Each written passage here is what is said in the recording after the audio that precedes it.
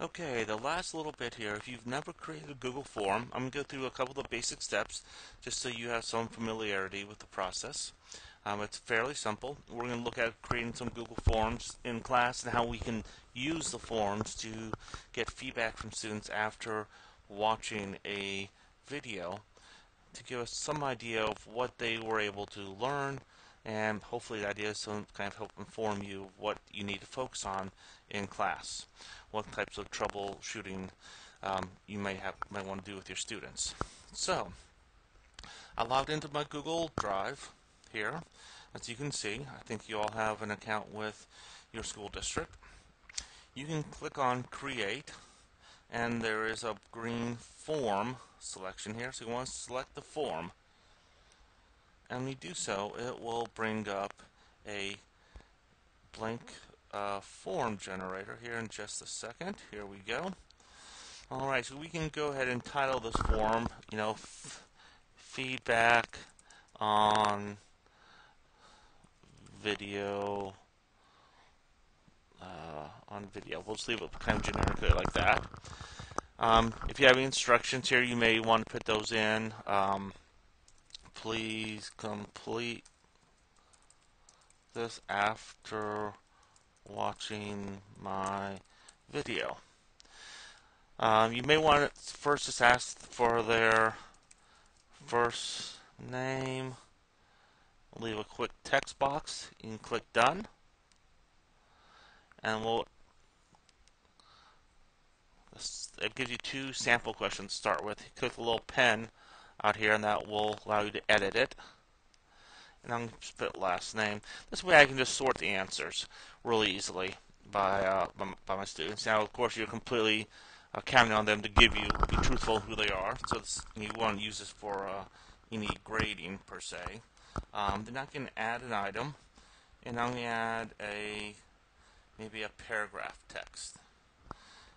And I may ask, for example, what questions do you have about the video?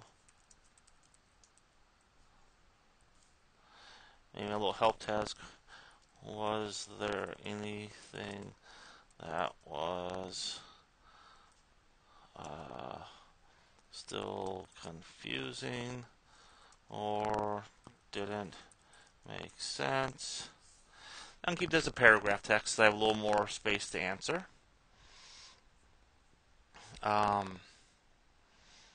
You may want to add a couple more questions here. You can also do multiple choice. You can say, what is the answer to the last question, or last problem I did in the video? So maybe you left the last question for them to kind of work on their own, kind of see how well they did. And you could put in answer 1, answer 2, answer 3, and so on there. Okay, and I'm going to go ahead and click Done here.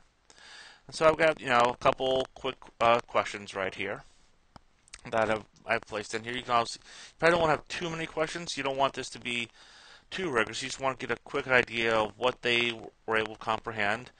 Maybe ask them a little more in-depth question about a particular topic, especially if it's humanities. Maybe ask them to try to apply to a particular situation what they learned. So that would be one little start there. And then what Google does is actually creates 3 separate documents when you do this form. On the very top here, I can click Save, just to make sure I'm saving everything. And what Google does, it has the form that we're looking at right here. Oops, there's a error saving this. Hopefully this gets saved. So there it goes. So it creates 3 documents. One is this form you see right here. The second one is actually the public version. So down at the very bottom says we published the form here, and there's a link to it. So if I click on that link. It's kind of a pretty long, crazy little link here that does not easy to remember by any means, but it's going to something you can link to from your website or put right after your video. And I apologize, my internet connection here is not the quickest. But here's the form I just created. Okay, with those questions I placed here and everything. So this would be the second document. We've got the let me go back here. All right, so we've got and then so we have the document here. That's the actual form. I'm going to go back here to edit. Give me 1 second. I apologize. And the last page that it creates is actually the answer key for this. So if you look here on my Google Drive, you'll notice that it's actually just created what looks like a spreadsheet. Okay, I'm going to go ahead and open that spreadsheet. There we go. And so if you ever go back and want to edit your form or go back and look at it, this is where you'll go to. I'm close down these tabs here. So all the answers will go in here. They'll be time stamped.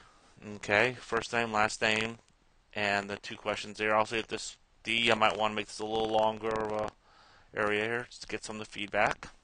If I want to go and edit any of the items here, there's a form drop down. This is what makes it different from a spreadsheet. A regular Google spreadsheet wouldn't have the form key here.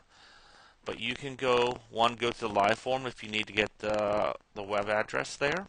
You can go back to edit the form here as well, and it'll bring you back into the editor mode of the form. And here I'm back to where I was earlier. It's a little larger. You can always change the theme if you want to make it look a little nicer. If you're going to be embedding this, okay, you can get the embed code. Here's the little embed code we'll talk about later, about what that means to embed if you haven't done embedding before. So you can put this right into a website rather than have people link to it. Okay, and you can also edit the confirmation. You can put a little message to your students when they complete the form. They would see a final message, maybe about bringing something to class the next day or come prepared to discuss a particular topic, something like that. You might want to put in the edit confirmation. But you'll see all the results show up right here, and that's the basics to Google Forms. So we'll talk about this a little more in depth, but I want to give you a little primer on this if you haven't created a Google form. Again, if you have any questions, please feel free to let me know. Have a great day.